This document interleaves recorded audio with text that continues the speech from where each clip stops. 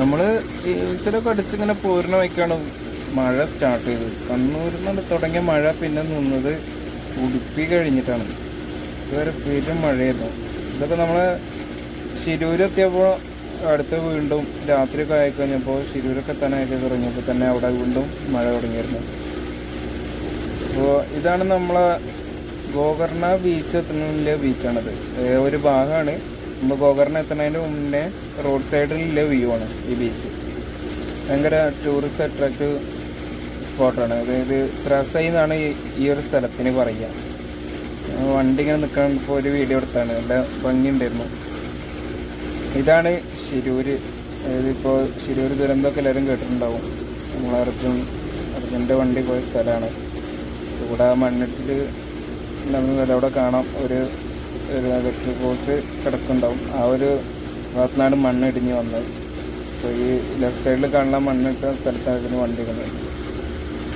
അങ്ങനെ അവിടെ നിന്നൊക്കെ കഴിഞ്ഞ് പോന്നു. അപ്പോൾ ഇതാണ് സത്താറ എന്ന് പറഞ്ഞൊരു സ്ഥലം എത്തുന്നതിന് മുന്നേ അവിടെ റോഡ് പണി നടന്നുകൊണ്ടിരിക്കുക, പാലത്തിൻ്റെ പണി നടന്നുകൊണ്ടിരിക്കുകയാണ്.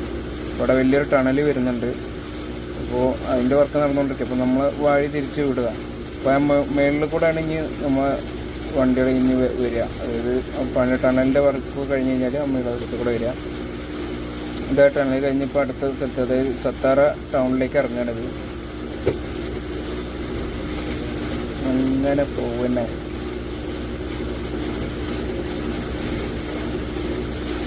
ഇപ്പോൾ കാണുന്നതാണ് സത്താറ ടൗണ്.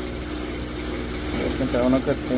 നമ്മൾ പിന്നെ ഫുള്ള് സിറ്റി സെൻറ്ററിക്കൊന്നും പോവില്ല. നമ്മൾ ഒരു ഭാഗത്ത് കൂടെ തന്നെ ഹൈവേ ഹൈവേ ആണല്ലോ. നമ്മൾ പിന്നെ ഇങ്ങോട്ട് തെറ്റല്ല. നമ്മൾ ഇവിടെ നിന്ന് എല്ലാപ്പൂര് എന്ന് പറഞ്ഞ സ്ഥലത്ത് നിന്ന് പിന്നെ നമ്മൾ തെറ്റിക്കാൻ ധാർവാഡ് എന്ന് പറഞ്ഞ സ്ഥലത്തെത്തും. പിന്നെ അവിടെ നിന്ന് നേരെ അങ്ങനെ പോകും.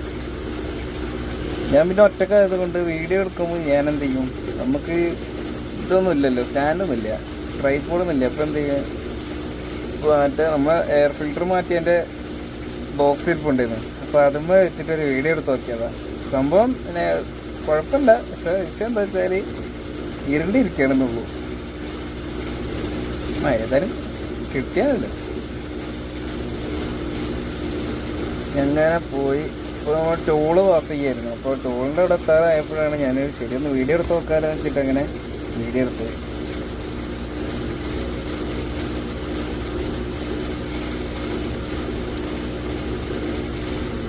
ഞാൻ രാത്രി നമ്മൾ പൂനെ എത്താനായി തുടങ്ങുന്നതിന് മുന്നേ എടുത്തത്. സത്താറായി കഴിഞ്ഞ് കഴിഞ്ഞാൽ പൂനെക്ക് എത്തുന്നതിന് മുമ്പ് ഈ ഒരു വ്യൂ ആണ്. ഇത് പൂനെയിൽ എത്തുന്നതിന് മുന്നേ എനിക്കത് എന്താ സംഭവം ഇതുവരെ മനസ്സിലായിട്ടില്ല. ഇതൊരു നല്ല ഭംഗിയുണ്ടായിരുന്നു കണ്ടപ്പോൾ.